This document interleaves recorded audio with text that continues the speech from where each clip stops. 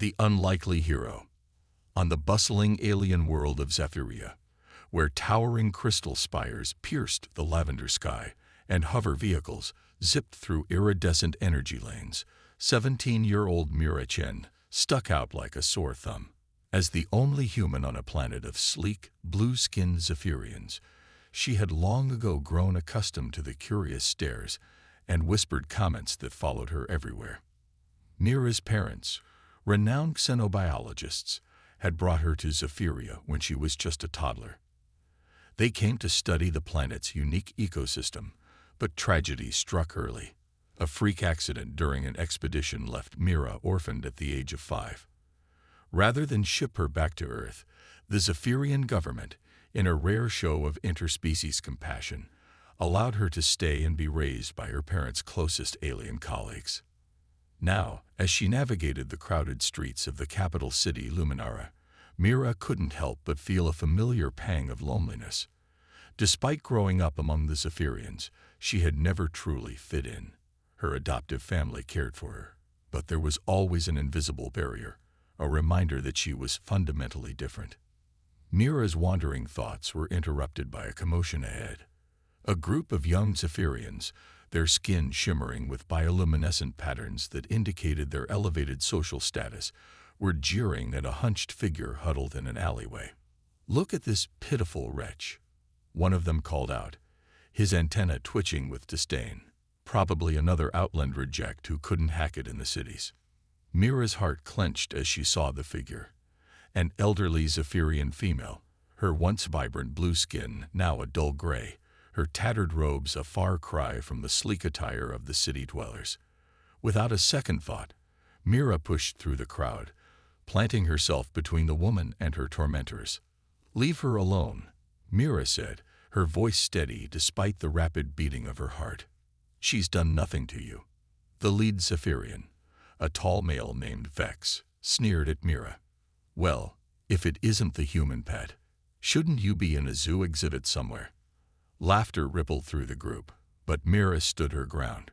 She was used to such taunts, and they no longer had the power to wound her. "I'd rather be a human with compassion than a Zephyrian without a shred of decency," she retorted. Vex's antenna flattened against his head, a sign of anger, but before he could respond, an authoritative voice cut through the tension. "Is there a problem here?" The crowd parted to reveal Captain Zara, her ceremonial armor gleaming in the late afternoon light. As head of the Luminara security force, her presence commanded immediate respect. Vex's demeanor changed instantly. "No problem, Captain. We were just concerned about this outland vagrant. Surely she can't be allowed to loiter in our fair city." Captain Zara's multifaceted eyes narrowed. "I see. And I suppose mocking and intimidating her was your way of showing concern." Her gaze swept over the group before landing on Mira. "Thank you for intervening, young one. It's heartening to see that compassion isn't bound by species." As the chastened group slunk away, Mira turned her attention to the elderly Zephyrian. "Are you all right?" she asked gently, kneeling beside the woman. The old Zephyrian looked up, and Mira was struck by the depth of wisdom and sorrow in her eyes. "You are kind, child," she said, her voice barely above a whisper. "But kindness can be dangerous in a world that has forgotten its value." There was something about the woman's bearing, a hint of hidden strength beneath the frail exterior, that intrigued Mira. "I'm Mira," she said, offering a small smile. "Do you need help? I don't have much, but I could get you some food or maybe find you a safer place to rest." The old woman studied Mira for a long moment, as if weighing her very soul. Finally, she nodded. "You may call me Lyra," she said. "And yes, child, I believe I could use your help."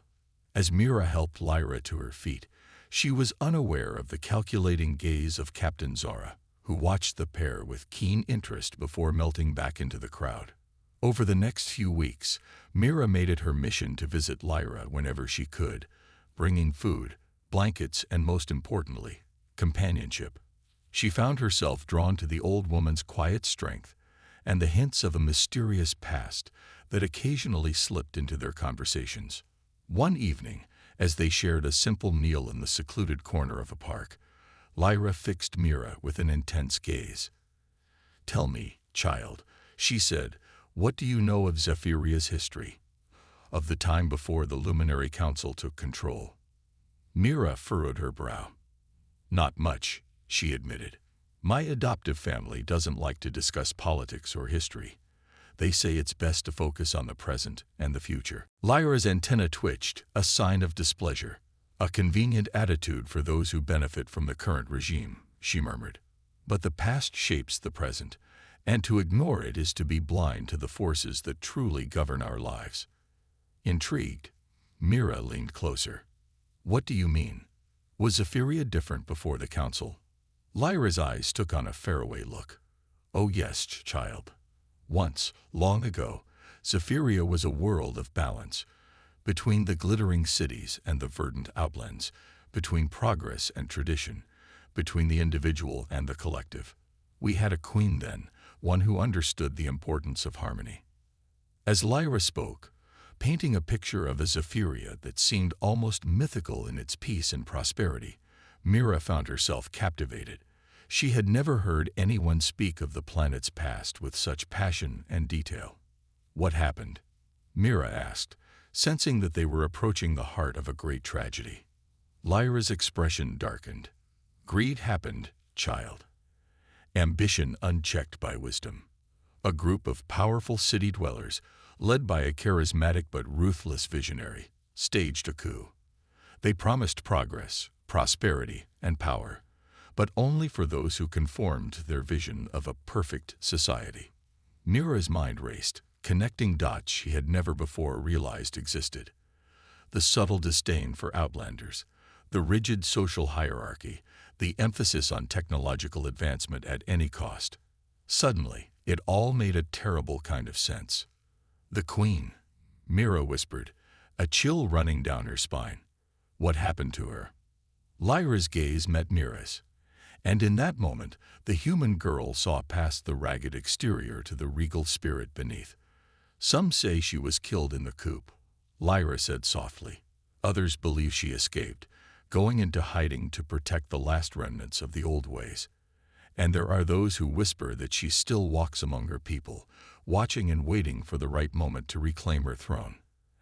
As the implications of Lyra's words sank in, Mira felt as though the ground beneath her feet had shifted. She opened her mouth to ask more, but a sudden commotion nearby cut her off.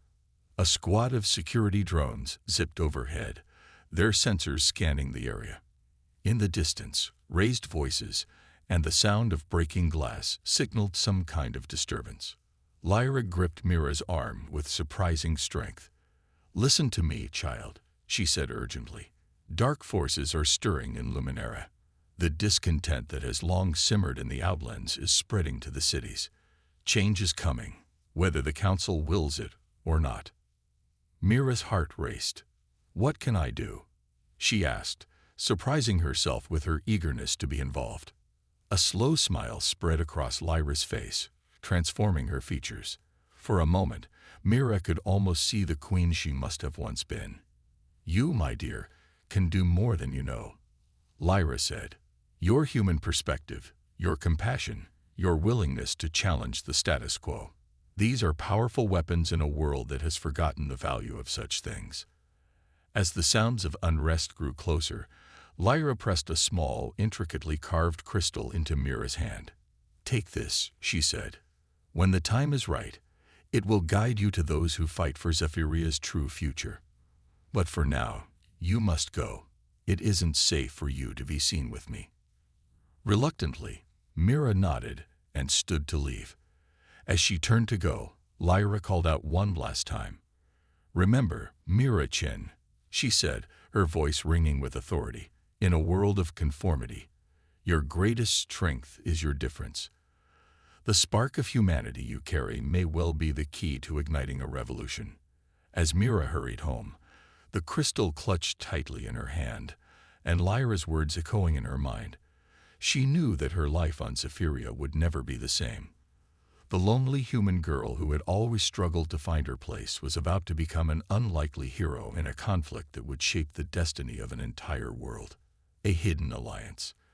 In the days following her revelatory conversation with Lyra, Mira found herself viewing Luminera through new eyes. The glittering spires and advanced technology that had once filled her with awe now seemed like a gilded cage, concealing a darker reality beneath their shimmering surfaces. As she went about her daily routines, attending classes at the Zephyrian Academy of Sciences, where she studied xenobiology in her parents' footsteps, Mira began to notice subtle signs of discontent. Whispered conversations that abruptly ceased when authority figures approached, graffiti in ancient Zephyrian script that appeared and disappeared overnight, and an undercurrent of tension that seemed to vibrate through the very air of the city. The crystal Lyra had given her remained dormant, a constant weight in Mira's pocket. She found herself absently touching it throughout the day, wondering when and how it would reveal its secrets. It was during one of her late-night study sessions in the Academy's vast library that the first piece of the puzzle fell into place. As Mira pored over a tome on Zephyrian biology, a shadow fell across her table. She looked up to find Captain Zara standing before her, the security officer's expression unreadable. "Walk with me, Mira-chen," Zara said, her tone leaving no room for argument. Heart-pounding, Mira followed the captain out of the library and through a series of winding corridors she had never seen before. They emerged onto a secluded balcony overlooking the city, the lights of Luminera stretching out before them like a sea of stars. "You've made some interesting friends lately," Zara said without preamble, her multifaceted eyes fixed on the horizon. Mira tensed, her mind racing. Was this about Lyra? Had she inadvertently put the old woman in danger? "I don't know what you mean," she said cautiously. Zara turned to face her, antenna twitching in what Mira had learned to recognize as amusement. "Come now, young one. We both know that's not true. The question is, do you understand the game you've stumbled into?" Before Mira could respond, Zara held up a hand. In her palm rested a crystal identical to the one Lyra had given Mira. The human girl's eyes widened in shock. "Ah, I see you recognize this," Zara said softly. "Good. That makes things simpler." With a quick gesture, she activated the crystal. It emitted a soft glow, projecting a holographic map of Luminera. Specific points on the map pulsed with light. "What you see before you," Zora explained, "is the network of the resistance. Safe houses, secret meeting places, supply caches, all hidden in plain sight within the heart of the capital." Mira's mind reeled. "You're part of the resistance, but you're head of security." Zara's mandibles clicked in what passed for a Zephyrian smile. "The best place to hide is often in plain sight, Mira. I spent years cultivating my position, using it to protect our people and undermine the Council's more oppressive policies." As the implications sank in, Mira felt a surge of excitement tinged with fear. "Why are you telling me this? Why trust me?" "Because Lyra trusts you," Zora said simply. "And because we need you. The resistance has been growing, but we lack a crucial element, a bridge between our world and the wider galaxy. Your human perspective, your connections to Earth, could be invaluable." Mira's hand went to the crystal in her pocket. "I want to help," she said firmly, "but I need to understand more. What exactly is the resistance fighting for?" Zara deactivated her crystal, the holographic map disappearing. "We fight for the Zephyria that was, and could be again. A world of balance and true progress, not this stagnant illusion of perfection the Council propagates. We fight for those left behind. The Outlanders, the nonconformists, all those who don't fit the Council's narrow vision of an ideal citizen." As Zara spoke, pieces began to fall into place in Mira's mind. The disdain for Outlanders, the rigid social hierarchy, the emphasis on conformity. It all stemmed from the Council's distorted vision of progress. "And Lyra?" Mira asked, though she suspected she already knew the answer. Zara's antenna dipped in respect. "She is our heart, our memory of what was lost, and we hope, our future restored." The implications were staggering. Mira took a deep breath, steeling herself for what she was about to say. "I'm in," she declared. "Whatever I can do to help, I'll do it." Zara nodded, satisfaction evident in her posture. "Good. Your first task is to continue as you have been. Be the curious, compassionate human that you are. But watch, listen, and learn. Your outsider status makes you invisible in ways even I cannot be. Use that to our advantage." Over the following weeks, Mira threw herself into her new role with gusto. She began to see patterns in the ebb and flow of Luminera's daily life, noting the subtle signs of unrest and resistance that she had previously overlooked. Her unique status as the lone human on Zephyria allowed her to move between social circles with ease, gathering snippets of information and relaying them to Zara during clandestine meetings. But it was her continued interactions with Lyra that truly opened Mira's eyes to the depth of the conflict brewing beneath Zephyria's serene surface. Under the guise of simply helping a homeless outlander, Mira spent hours with the disguised queen, absorbing centuries of wisdom and learning the true history of the planet she had come to call home. "The Council fears what it cannot control," Lyra explained during one of their meetings, her eyes blazing with the fire of long-suppressed passion. "They preach progress, but their vision is narrow and stagnant. True progress embraces diversity, adapts to change. It does not fear the unknown. It seeks to understand it." Mira nodded, thinking of her parents and their insatiable curiosity about alien life. "That's what drew my parents to Zephyria," she said softly. "They saw beauty in the differences between our species, not something to be feared or controlled." Lyra's expression softened. "Your parents were wise beyond their years, child. And in you, I see the best of what humanity has to offer: adaptability, compassion, and an unquenchable thirst for knowledge. These are the qualities that will help us reshape Zephyria." As Lyra spoke, Mira felt the crystal in her pocket grow warm. She pulled it out, gasping as it began to glow with an inner light. Patterns swirled across its surface, resolving into a map similar to the one Zora had shown her, but with new points illuminated. "Ah," Lyra said, a note of excitement in her voice. "It seems the crystal has recognized you as a true ally. It's showing you something new, potential recruits for our cause." Mira studied the map, her eyes widening as she recognized some of the locations. "These are all over the city, in the academy, the central market, even in the council's administrative district." Lyra nodded, her antenna quivering with suppressed emotion. "Our people are everywhere, Mira. Waiting, watching, yearning for a return to balance. Your task now is to reach out to them, to kindle the spark of resistance in their hearts." The enormity of the task before her was daunting, but Mira felt a surge of determination. This was why she had been allowed to stay on Zephyria, she realized. Not just as a gesture of interspecies goodwill, but because the planet needed her, needed the unique perspective and strengths that only a human could provide. "I won't let you down," Mira promised, her voice steady and resolute. Lyra reached out, placing a gnarled hand on Mira's shoulder. "I know you won't, child. You carry the hopes of two worlds now, Earth and Zephyria. It's a heavy burden, but one I believe you were born to bear." As Mira left their meeting place, her mind buzzing with plans and possibilities, she failed to notice the shadowy figure watching from a nearby alley. Vex, the Zephyrian who had once mocked her, observed her departure with narrowed eyes and twitching antennae.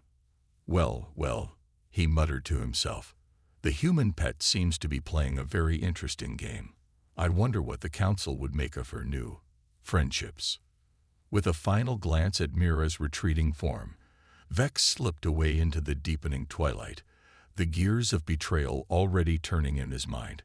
The stage was set for a confrontation that would shake the very foundations of Zephyrian society. And at its center, a human girl who had found her purpose light years from home.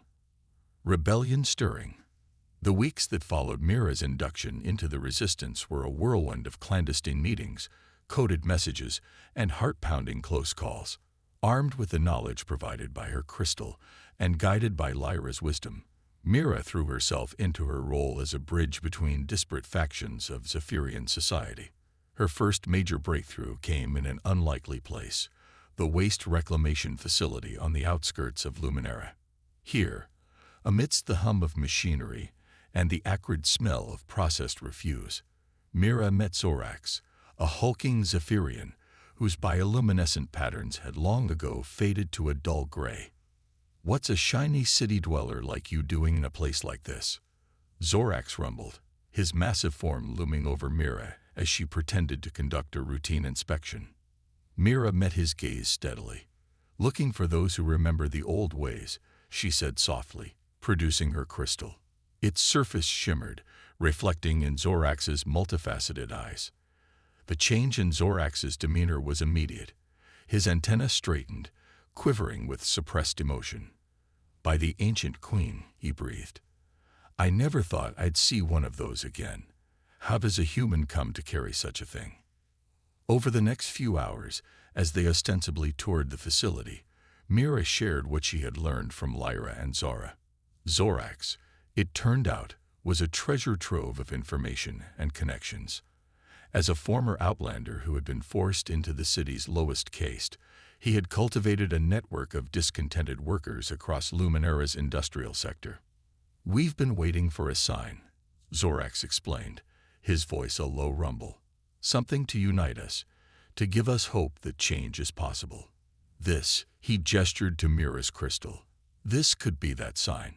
Mira felt a surge of excitement. "Then let's put it to use. Can you gather your most trusted contacts? We need to start coordinating our efforts across the city." Zorax's mandibles clicked in a Zephyrian smile. "Oh, little human, you have no idea what you've set in motion. Give me 3 cycles, and I'll have representatives from every major industrial complex in Luminera ready to hear what you have to say." True to his word, 3 days later, Mira found herself addressing a group of 24 Zephyrians in a hidden chamber beneath the waste reclamation facility. The assembled aliens represented a cross-section of Luminera's working class, factory workers, maintenance techs, transport pilots, and more.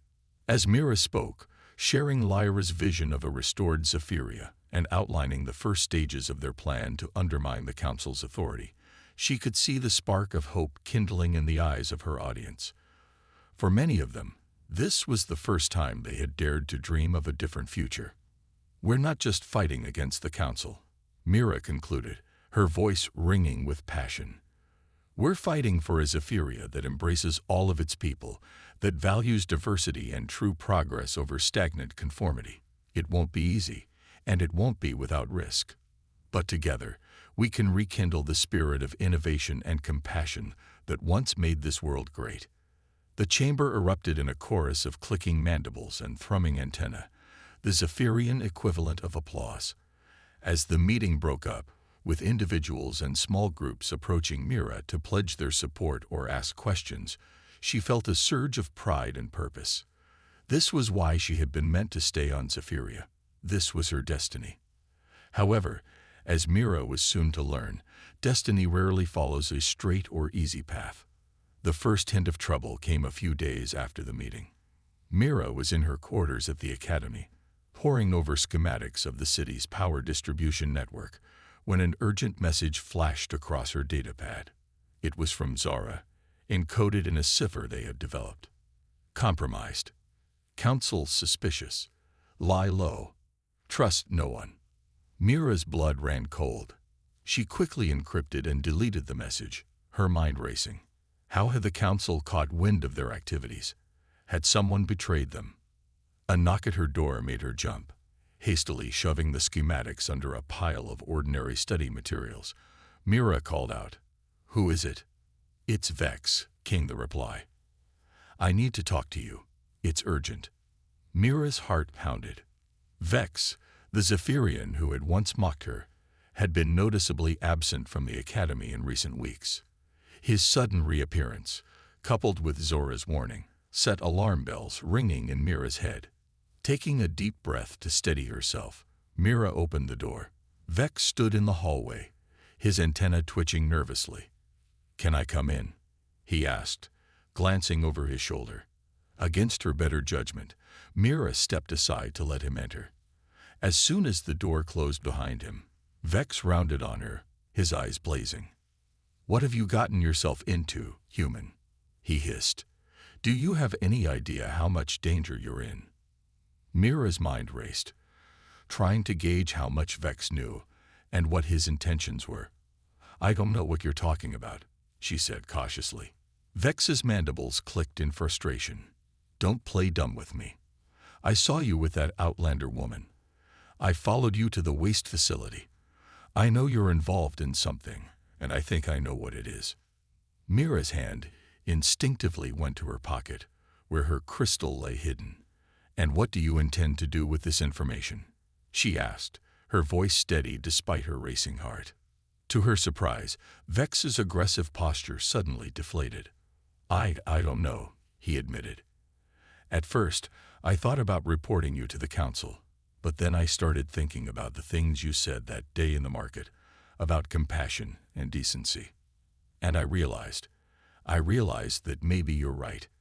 Maybe our society isn't as perfect as we've been led to believe."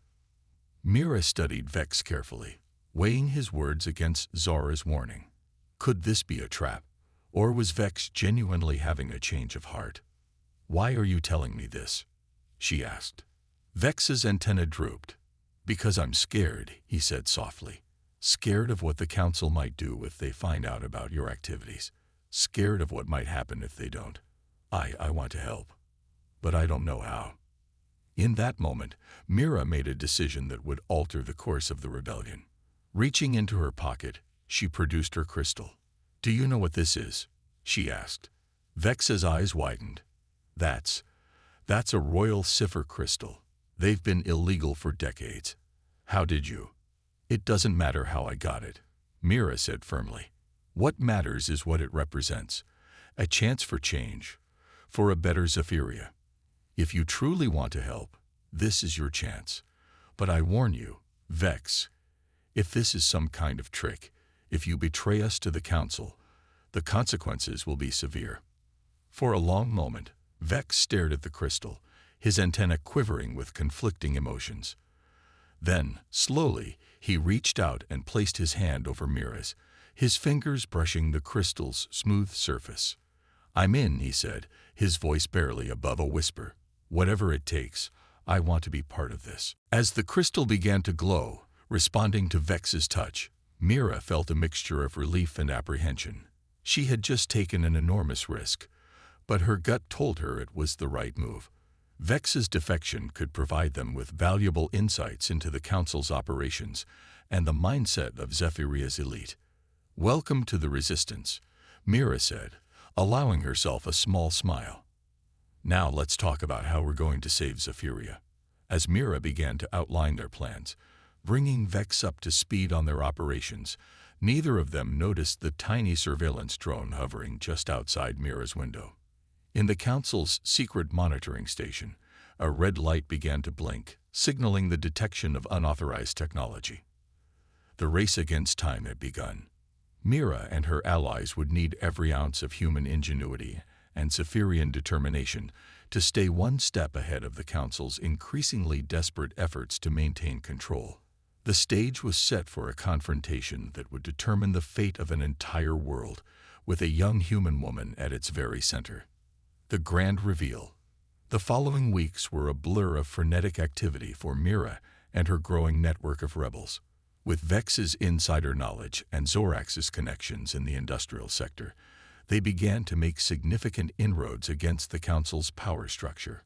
Small acts of sabotage disrupted the carefully controlled flow of information and resources through Luminera, while whispered truths about Zephyria's past spread like wildfire among the populace.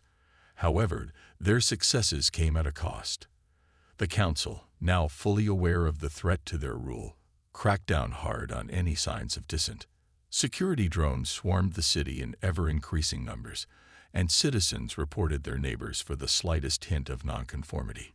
It was in this atmosphere of mounting tension that Mira received an urgent summons from Lyra.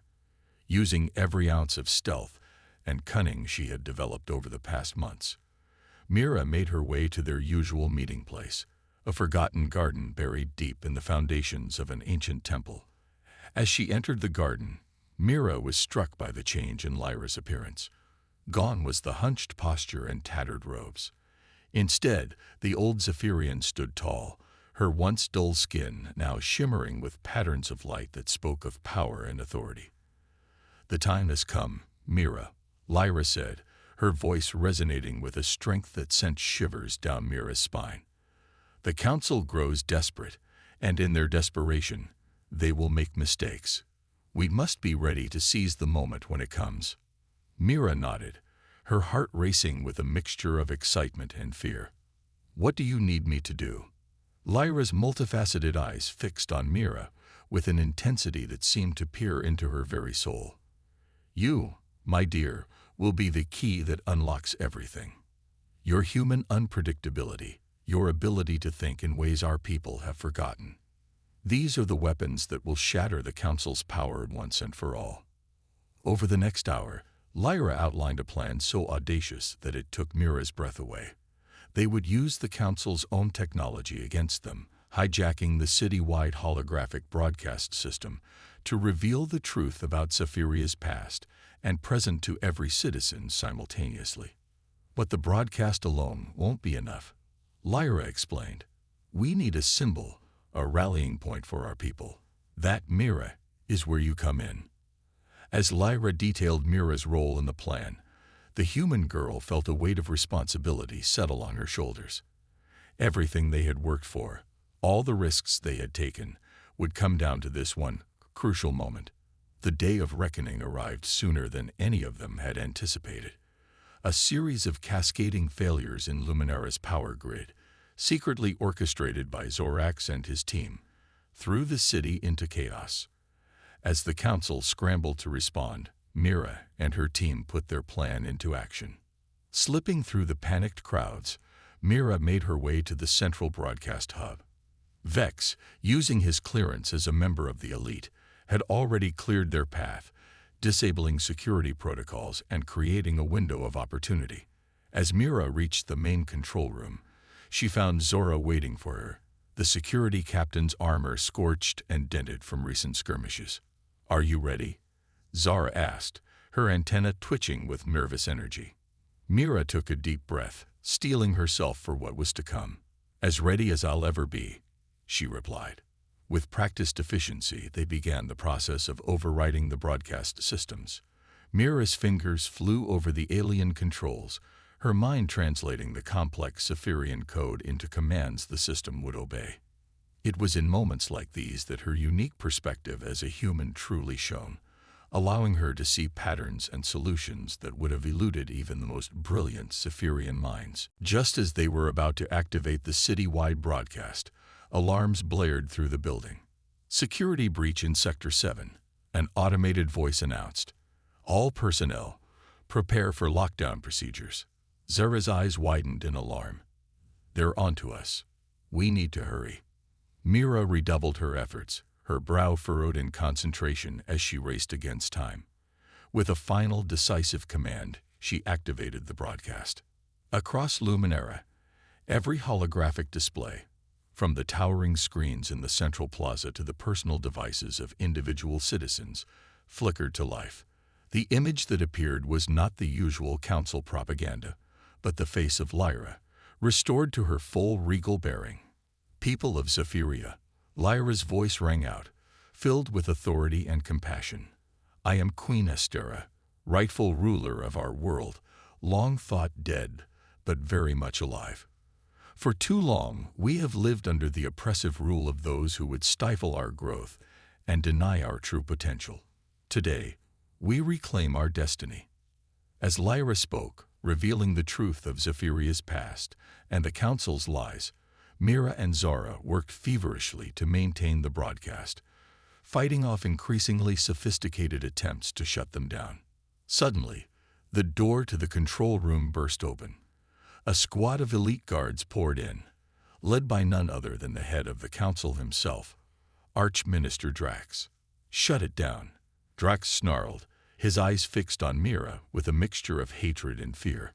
"Shut it down now, or I'll have you both executed for treason." Mira's heart pounded, but she stood her ground, placing herself between the guards and the broadcast controls. "No," she said, her voice steady despite her fear. "Your time is over, Archminister. The people deserve to know the truth." Drax's face contorted with rage. "You dare defy me? You, a mere human? What could you possibly understand about our world, our ways?" In that moment, Mira felt a surge of strength flow through her. All the lessons she had learned, all the connections she had forged, all the unique insights her human perspective had granted her, they all came together in a blinding moment of clarity. "I understand more than you think, Archminister," Mira said, her voice growing stronger with each word.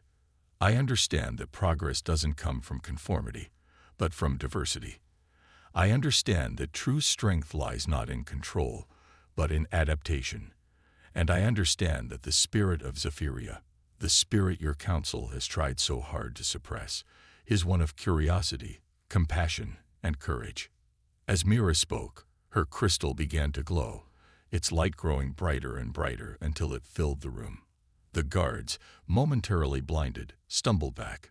Drax shielded his eyes, his expression a mixture of awe and terror. In that moment of distraction, Zera made her move. With lightning speed, she disarmed the nearest guard and tossed the weapon to Mira. The human girl caught it instinctively, the alien device humming to life in her hands.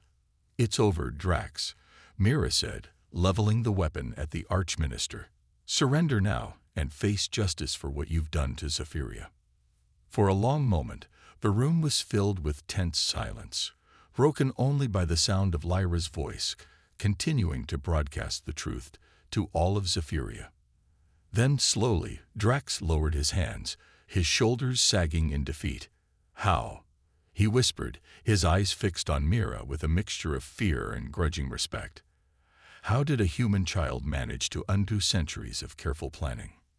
Mira allowed herself a small smile. "Because sometimes, Archminister, it takes an outsider to see the truth that's been right in front of you all along." As Zera began to secure Drax and his guards, the crystal in Mira's pocket pulsed one final time. In that pulse, she sensed a message, a feeling more than words, of pride, gratitude, and hope for the future. Outside, the sounds of celebration began to fill the air as the people of Luminara, armed with the truth, took to the streets to reclaim their world. The revolution had succeeded, and at its heart stood a human girl who had found her true home among the stars. But even as victory seemed assured, Mira knew that the real work was just beginning, rebuilding Zephyria, healing the rifts in its society, and forging a new path forward would be a challenge unlike any they had faced before. Yet as she looked out over the city she had come to love, Mira felt ready to face whatever came next. The future of Zephyria was bright, and humanity would play a crucial role in shaping it. A new era begins. The days following the revolution were a whirlwind of activity and emotion. As news of the council's fall spread across Zephyria, centuries of pent-up frustration and hope burst forth in a tidal wave of change. The once rigid social hierarchies crumbled, and the barriers between the glittering cities and the neglected outlands began to dissolve. At the center of it all stood Mira Chen, the human girl who had become a symbol of hope and change for an entire alien world.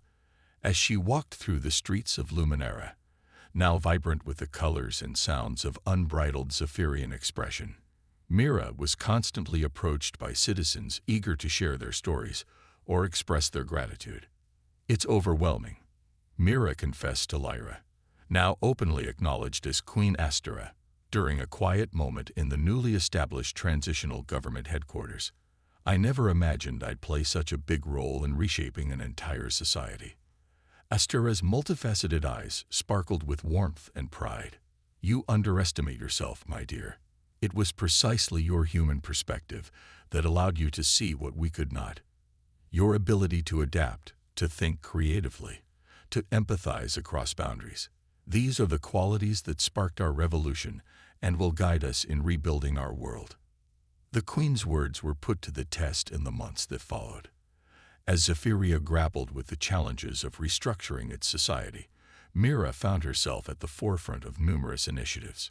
One of her first projects involved working with Zorax to revitalize the Outlands. Using reclamation technology repurposed from the waste facilities, they began to transform the once barren landscapes into thriving agricultural centers. Mira's knowledge of Earth's diverse ecosystems proved invaluable as they experimented with new crops and farming techniques adapted to Zephyria's unique environment. "It's amazing," Zorax rumbled as they surveyed a field of shimmering bioluminescent grain. "For so long, we were told the Outlands were beyond hope. But with a little human ingenuity and a lot of Zephyrian determination, we're turning them into the breadbasket of our world." In the cities, Mira worked closely with Vex to reform the education system. Together, they developed a curriculum that emphasized critical thinking, creativity, and cross-cultural understanding. The integration of human perspectives into Zephyrian learning sparked a renaissance of art, literature, and scientific inquiry. "I never realized how much we were missing," Vex admitted during the launch of the first integrated human Zephyrian Research Institute. "By closing ourselves off, we had stunted our own growth. Now, it feels like we're rediscovering the joy of learning and exploration." Perhaps the most significant change came in Zephyria's approach to interstellar relations. With Mira as a living bridge between their worlds, Queen Astera initiated talks with Earth, seeking to establish formal diplomatic ties. The prospect of human-Zephyrian cooperation opened up new avenues for technological exchange, scientific collaboration, and cultural enrichment. As the first anniversary of the revolution approached, Luminera prepared for a grand celebration. The city had been transformed, its once uniform architecture now a vibrant tapestry of diverse styles reflecting the newfound freedom of expression. In the central plaza, a statue was unveiled, a joint work by human and Zephyrian artists, depicting Mira and Queen Astera standing side by side, their hands joined in unity. On the eve of the celebration, Mira found a quiet moment to reflect. She stood on a balcony overlooking the city, marveling at how much had changed in just 1 year. Captain Zora joined her, the former security chief now serving as head of Zephyria's newly formed peacekeeping force. "Having second thoughts about staying?" Zara asked, noting Mira's pensive expression. Mira shook her head, a smile playing at her lips. "No, not at all. It's just, sometimes I still can't believe this is real, that I found my purpose so far from where I was born." Zara's antenna twitched in amusement. "The universe works in mysterious ways, Mira Chen. But I, for one, am grateful for whatever twist of fate brought you to our world." As they spoke, a shimmer of movement caught Mira's eye. A small group of Zephyrian children was playing in a nearby park, their games a mixture of traditional Zephyrian pastimes and new variations inspired by the human sports and activities Mira had introduced. Among them, Mira spotted a human child, the daughter of one of the diplomats from the newly established Earth Embassy. The sight filled Mira with an indescribable joy. This was the future she had fought for, a Zephyria where diversity was celebrated, where the exchange of ideas and cultures fostered growth and understanding. The next day, as Mira stood beside Queen Astera to address the gathered crowds, she felt the weight of her journey settle upon her shoulders. From a lonely orphan to the catalyst of a world's rebirth, she had come so far. Yet she knew that this was just the beginning. "People of Zephyria," Mira began, her voice carrying across the hushed plaza. "1 year ago, we stood together and chose a new path for our world. We chose hope over fear, unity over division, and the courage to embrace change over the comfort of the familiar." She paused, looking out over the sea of faces, Zephyrian, and now a sprinkling of humans as well. "But our journey is far from over. The challenges we face, rebuilding our society, healing the scars of the past, and forging our place in the wider galaxy, will require all of our strength, creativity, and compassion." Mira's voice grew stronger, filled with conviction. "Yet I stand here today filled with hope. Because I have seen the incredible potential that lies within each of you. I have witnessed the wonders that can be achieved when we combine Zephyrian wisdom with human innovation, when we approach our problems with open minds and open hearts. As she spoke, Mira could feel the energy of the crowd, the shared sense of purpose and possibility. Together, we will build a Zephyria that honors its past while embracing its future. A Zephyria that stands as a beacon of hope and cooperation in the galaxy. A Zephyria where every individual, regardless of their origin or abilities, has the opportunity to contribute to our shared prosperity. Mira raised her hand, palm outward in the traditional Zephyrian gesture of unity. To her delight, she saw the motion ripple through the crowd, Zephyrians and humans alike joining in the symbolic act. The path ahead may not always be easy, Mira concluded, but I know that together, there is no challenge we cannot overcome, no height we cannot reach. This is the dawn of a new era for Zephyria, and I am honored to walk this path with all of you. As the crowd erupted in cheers, Mira felt Queen Astera's hand on her shoulder. The Zephyrian monarch's eyes shimmered with emotion. You have given us more than just freedom, Mira, Astera said softly. You have given us a future filled with limitless possibilities.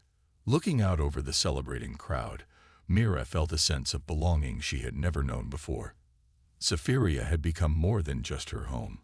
It was a living testament to the power of human adaptability, compassion, and innovation. And as the first notes of a new anthem, a melody that blended traditional Zephyrian harmonics with human musical elements, rose into the air, Mira knew that the greatest chapters of their shared story were yet to be written. The future stretched out before them, a canvas of infinite potential, waiting to be painted with the vibrant colors of human and Zephyrian collaboration. And Mira Chen, once a lonely human girl on an alien world, stood ready to help shape that future, one small step at a time.